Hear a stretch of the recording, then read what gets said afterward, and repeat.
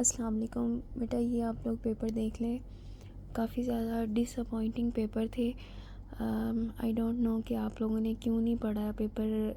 इतना ज़्यादा गंदा आप लोगों ने पेपर दिया है, लेकिन देखा जाए तो इतना मुश्किल पेपर नहीं था और सारी इम्पॉर्टेंट चीज़ें हैं जो आपने की हुई हैं। और एमसीक्यू भी ऐसे थे जो सारे एक्सरसाइज के ही हैं, लेकिन कुछ एमसीक्यू की स्टेटमेंट चेंज कर दी थी, वो है एक्सरसाइज के ही एमसीक्यू हैं। फर्स्ट एमसीक्यू एक्सरसाइज में से था चैप्टर नंबर 1 में से। नेक्स्ट जो आपके पास एमसीक्यू है वो भी चैप्टर नंबर 1 में से था। नेक्स्ट चैप्टर नंबर 2 है।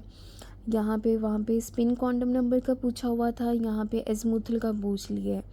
और इसके बाद एमसीक्यू नंबर जो 4 है वो चैप्टर नंबर 3 में से था। नेक्स्ट चैप्टर नंबर 4 में से, चैप्टर 5 में से एमसीक्यू। ये मोस्टली एमसीक्यू गलत है बच्चों का। सरफेस टेंशन पानी की ज़्यादा है। हाइड्रोजन बॉन्डिंग किसकी ज़्यादा है, वो भी पानी की ज़्यादा है। बॉइलिंग पॉइंट इनमें से देखें किसका ज़्यादा है, वो भी पानी का ज़्यादा है, क्योंकि इसमें हाइड्रोजन बॉन्डिंग है। उसके बाद चैप्टर 6 में से एमसीक्यू है चार्ज एंड साइज़ पे लेटेस्ट एनर्जी डिपेंड करती है। एमसीक्यू नंबर 8 जो है वो भी चैप्टर नंबर 6 का ही है। और इसके बाद क्वेश्चन नंबर जो 9 है लार्ज रेट कांस्टेंट, ये चैप्टर नंबर 7 में से है। और स्पेसिफिक रिएक्शंस की वैल्यू चैप्टर नंबर 8 में से है। ये मोस्टली बच्चों का गलत है बेटा। ये आप लोगों को इतनी दफ़ा क्लास में भी बताया गया था, ये एमसीक्यू भी दिया हुआ है टेस्ट में कि केसी की वैल्यू जो है वो चेंज होती है जब टेम्परेचर चेंज हो। और इसके बाद ये एमसीक्यू pH ऑफ 10⁻³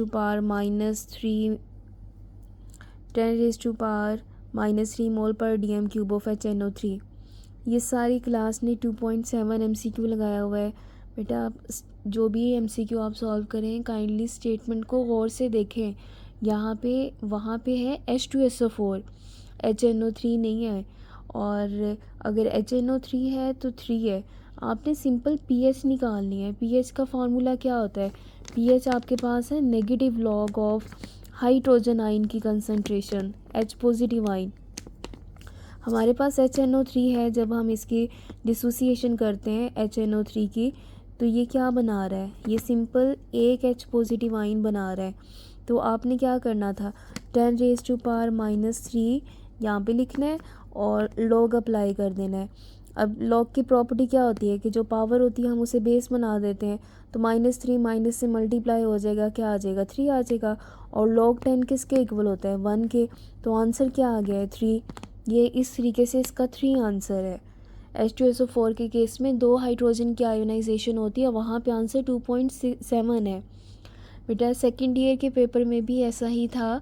जो फर्स्ट टाइम का पेपर था उसमें एक्सरसाइज में से एमसीक्यू दिए हुए थे, लेकिन उनकी स्टेटमेंट केमिकल्स के नाम चेंज कर दिए गए थे, तो काफ़ी बच्चों को मुश्किल हुई। लेकिन आप लोग ख्याल रखें, एक्सरसाइज में से ही जो है 90% एमसीक्यू आते हैं, लेकिन उनकी स्टेटमेंट थोड़ी आगे पीछे कर दी जाती है, तो और से एमसीक्यू पढ़ा करें।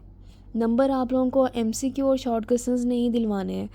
नेक्स्ट ये एमसीक्यू आपके पास, ये भी एक्सरसाइज का है। कार्बोकेटाइन मोस्ट स्टेबल, ये काफ़ी जो अच्छे बच्चे हैं उनका भी गलत है, जो इंटेलिजेंट है। कार्बोकेटाइन भाई, जो टर्शरी कार्बोकेटाइन होता है वो सबसे ज़्यादा स्टेबल होता है। उसके बाद पेन फॉर्मेशन NO2 है, किसी ने O3 लगाया हुआ है, किसी ने NO लगाया हुआ है, ये भी एक्सरसाइज का एमसीक्यू है।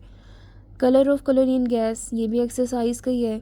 वहाँ पे ब्रोमीन पूछा हुआ है, आपसे क्या पूछ लिया है? क्लोरीन पूछ लिया है।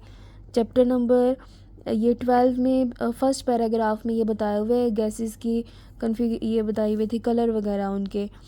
और primary chemical process carbon dioxide remove करने का वो फोटोसिंथेसिस है, ये भी एक्सरसाइज का है।